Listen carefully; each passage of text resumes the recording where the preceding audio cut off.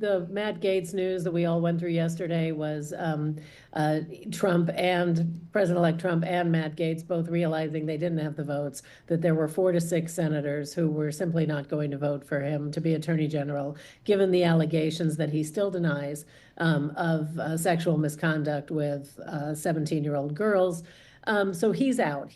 And whether he is still a congressman is kind of up in the air because he resigned, but and said he had no intent to join the next Congress, thinking he would be Attorney General. So whether Matt Gaetz is a question for the ages now. But so hours later, Trump nominated Pam Bondi, a close ally from Florida. She was the Florida Attorney General. Now she's a lobbyist for a number of large corporations. She was on his defense team during his first impeachment for trying to get the Ukrainian government to dig into Hunter Biden and his businesses there and try to get Joe Biden with that. So that's the sort of world she comes from, though she does have 12 years of prosecutorial experience, which makes her probably more qualified than Gaetz. And she will be interested in the same aims with the Justice Department that Matt Gaetz would have had under Trump, which is to, go after the sort of deep state actors they believe are out to get Donald Trump. I want to circle back something you were alluding to, Wendy, is that Matt Gaetz, he resigned from the 118th Congress, but he was elected to the next one as well for the 119th, even though in his statement he said that he wouldn't partake in that for next year. There's nothing necessarily holding him back, right, from potentially actually going back and maybe serving in the 119th, even though he said that. I mean, what kind of precedents do we have for something like that? And how likely would they have kind of a special election to replace him and him not returning? Well, the text of his resignation letter says, "I have no intent to be sworn in for the 119th Congress."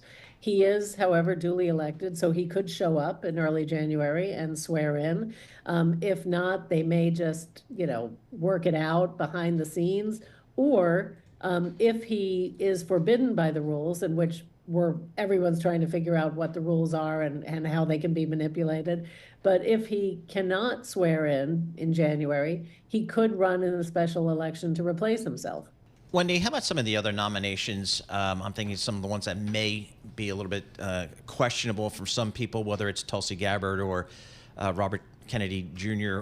What's the expectation how that might play out? Will they have support within Congress? Will there be some problems potentially? There will be some problems potentially for those nominations. Many of his nominations are sort of signs that elections have consequences, that, Trump loyalists are going to be in the cabinet, but they are in some way qualified for their job, like Tom Homan, the Borders are, or people like that, or Marco Rubio for Secretary of State. And then there are the ones you mentioned, and those are not going to have a good time in their confirmation process. Pete Hegseth, the Defense Department nominee to lead the Pentagon, not only does he have no experience running a bureaucracy of this size, of 2 million employees and a $900 billion budget, but he also has his own troubles with sexual misconduct allegations against him. He was cleared. He paid the woman some money, and she signed a non-disclosure agreement. So we don't really know what happened there, except that he denies it. But a non-disclosure agreement cannot survive a Senate subpoena, so if they want to hear from her, they can. Maybe in private, something like that. Tulsi Gabbard also, has said very sympathetic things about Vladimir Putin. She has met in Syria with Bashar al-Assad during his civil war. So I think there are a lot of questions about, what she would, how she would run 18 intelligence agencies as the office of DNI.